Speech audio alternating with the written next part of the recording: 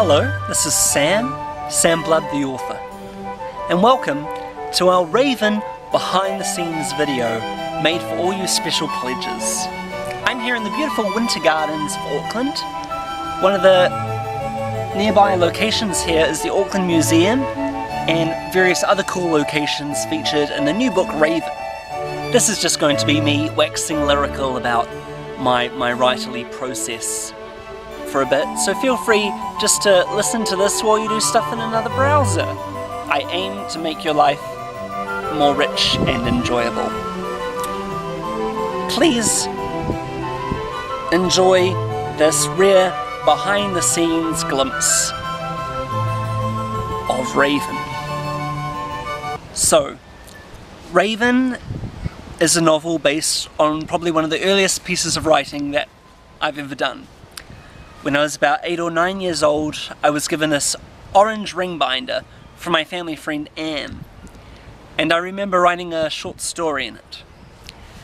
And in this short story, there was a character called Mrs. Cameron, and she was wearing some robes, and she was walking down this cracked concrete driveway to this little rundown, abandoned house. And in this falling apart house, there were 3 teenagers who answered the door. Their names were Phoenix, Gecko, and Taylor. Now, I didn't really know what these characters were doing. All that really happened is Mrs. Cameron came in, she greeted them. We knew that Gecko was her son, or had that connection to her in some way. And then the 3 teenagers showed her something that was hidden beneath the floorboards, some kind of blueprints for a project that the team was secretly working on. And then Mrs. Cameron said that what they were about to do was going to change the world. I didn't really know where the story went after that, or what these characters had to do with each other. I think I tried coming back to it later on and they all got abducted by aliens, which didn't really go anywhere. I think Phoenix and Gecko were stuck in the hold, wondering what the aliens were doing with them. That didn't go anywhere. But when I started telling the stories about shadows to my god sister, later on, these magical creatures I'd made up, I decided to fuse the story and bring in Mrs. Cameron and these teenagers into mythos of shadows.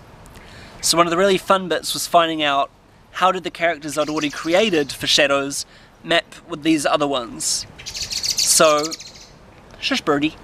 So as you can probably tell, Mrs. Cameron turned out to be the mother of Griffin and Kelvin.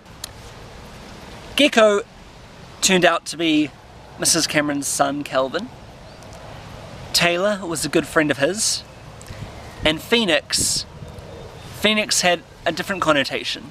For a very long time, in the original drafts of Shadows that I wrote through high school, it started off with Griffin arriving in the Shadow World in Shadows, and he met this figure called Phoenix, who was this sword-wielding, badass kind of character, and she was kind of the Obi-Wan Kenobi to Griffin.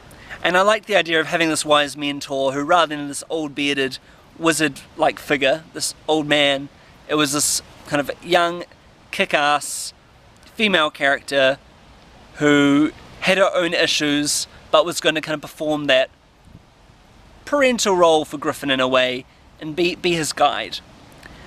And that was that way for a very long time. That role was kind of replaced. If you actually look at Shadows, that role was replaced by Ember in terms of the character they meet at Winghold partway through. She has the same kind of personality that Phoenix originally did in the book. The same kind of voice, which I really enjoyed putting in there. But I think when I was writing Shadows, I really realised that need for less human characters in the Shadow world and more shadows. We needed to see more of the shadow perspective on their own world.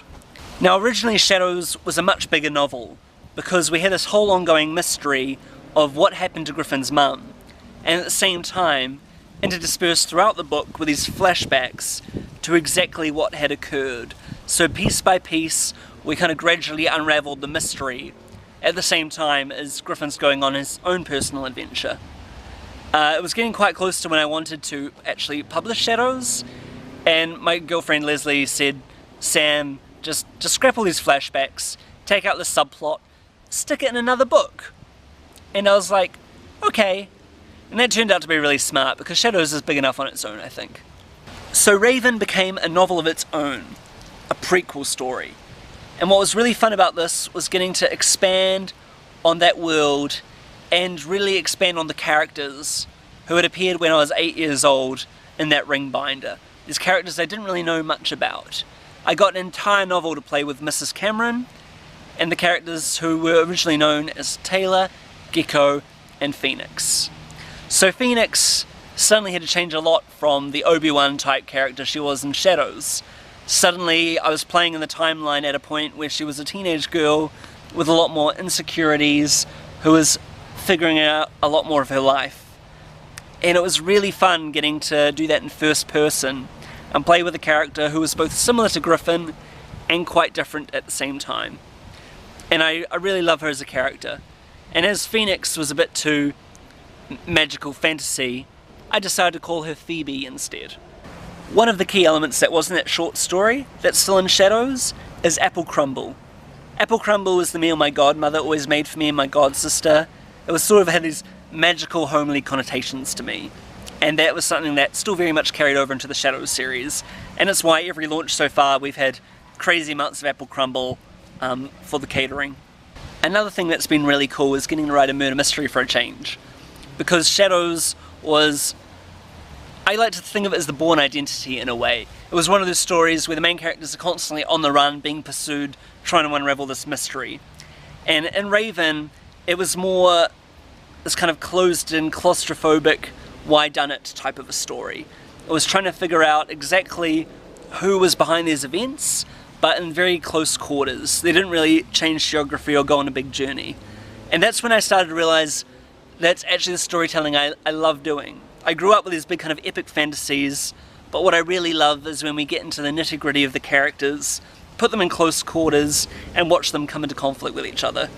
And I think my writing is going to change from the experience of writing Raven, and that more of the Shadows series is becoming more zoomed in on the characters, rather than these big world-sweeping events. The events still inform the characters, but it has really changed my approach as a writer. I also felt a lot of pressure with Raven to deliver on something after Shadows. I mean, I was working on Shadows for about 14 years, so how could a book that I was planning to write within a year still stand up to the same quality? Luckily, everyone who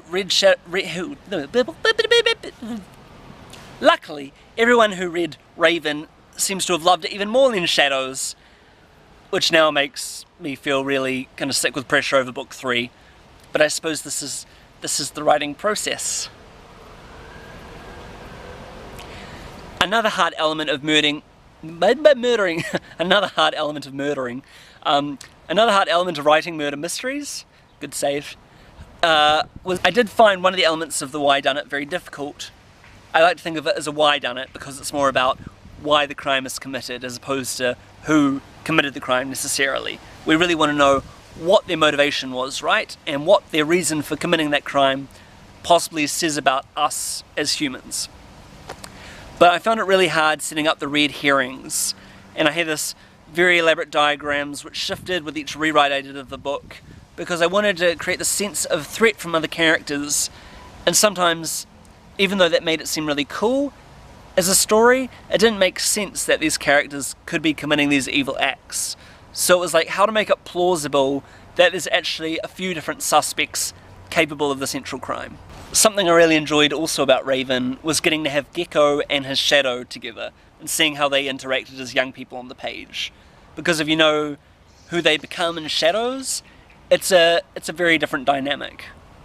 But one of the elements I struggled with was Phoebe's shadow and her.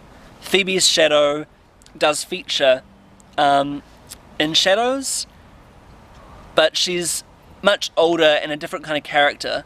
And I made the mistake early on of thinking this is a prequel, wouldn't it be awesome if when these characters are younger, they're completely different? And you're like, wow, man, they can't believe they used to be like that, and they've changed so much to become who they were in Shadows. But in doing that, I made the error that I actually changed those characters' voices. And I have this character in Shadows who's bold and out there and abrasive occasionally, but also like compassionate and gutsy. And then I was writing her in Raven as this kind of innocent, shivering leaf who was just incredibly naive and needed others to protect her. And as much as I like the idea of an arc into the character she became, at a certain point you've just changed the character completely. So in that case, I had to bring more of that boldness back into this younger character, and the only difference was she didn't yet have the life experience to back it up. It was sort of baseless ego and bravado. Of course, another key difference of Raven is that it's based in Auckland, my home city. And in Shadows, it mostly takes place in the Shadow world, in a separate realm parallel to ours. But this was really a fun chance to put a paranormal situation in a more familiar Muggle-like setting. I got to use some really interesting locations. There's a great section of the Auckland Museum which is based in early colonial Auckland, with all these kind of dark streets and little houses. Unfortunately, after just setting an entire chase sequence in Raven there, the museum decided after years to close this down. So the only upside is if they ever make a Raven movie or TV series that they're going to have to rebuild it, and I'll get to be credited with that. So that's pretty cool. Another interesting aspect was readers who aren't familiar with Auckland, who weren't sure if certain locations are real or false. There's a lot of people who wonder if Cameron Technologies is a real building because they're just not very familiar with Auckland itself. However, my mum, who is, I consider an Aucklander, she did tell me at one point that she didn't quite like the scene which takes place at this white door beneath Albert Park and leads into these hidden underground tunnels from wartime residing under the park. I think she said she thought it wasn't convincing, or it didn't seem realistic or believable that would be there, and I was like, Mum, that's totally a real location in central Auckland. Like, I didn't make that up, that actually exists. So, yeah, that's interesting. I love you, Mum. I hope this behind-the-scenes video of Raven has been interesting and educational. For people who've already read it, I hope it was illuminating, and for people who are still waiting for their copy, I hope that it's made you even more eager to read the story. And that's helped you understand some of the context and the years of building up these characters and storylines that have led to the book you have in your hands. So, enjoy, and I'll see you next time.